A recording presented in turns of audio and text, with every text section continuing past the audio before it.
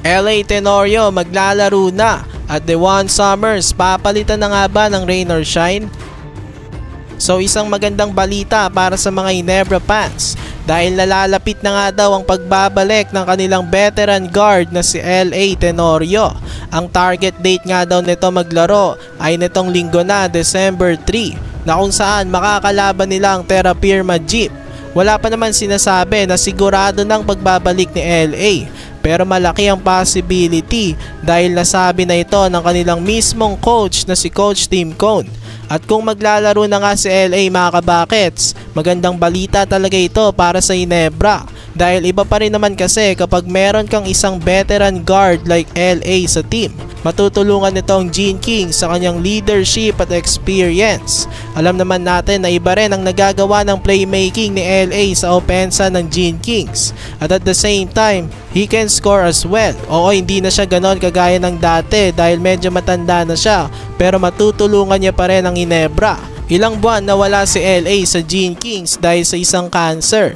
Last February 19 pa nga natin nakita itong naglaro si LA sa Ginebra. Na-miss talaga ng Gene Kings ang kanyang leadership at playmaking. Pero ngayon mukhang makikita na ulit ng Ginebra fans ang PBA Iron Man na si LA Tenorio.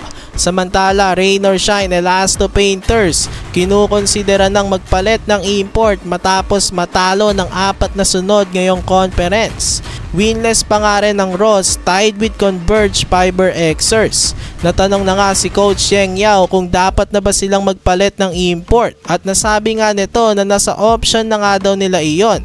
At ito nga daw ay dapat i-consider ngayon lalo na hindi pa nga sila nananalo. Gustong gusto na nga daw nilang manalo at kung makakatulong ang pagpapalit ng import, gagawin daw nila yon. Pinag-iisipan na nga daw nilang mabuti iyan kung magpapalit na sila ng import. So far hindi naman ganong kasamang performance ni Dewan Summers for me. Nag-average naman siya ng 25 points, 9.2 rebounds at 3 assists per game. Kaya lang yes, hindi pa nga rin ito natutulungan ng kanyang team makakuha ng panalo ngayong conference. So yan lang naman ang ating balita. Maraming salamat sa inyong panonood. Please like, share and subscribe.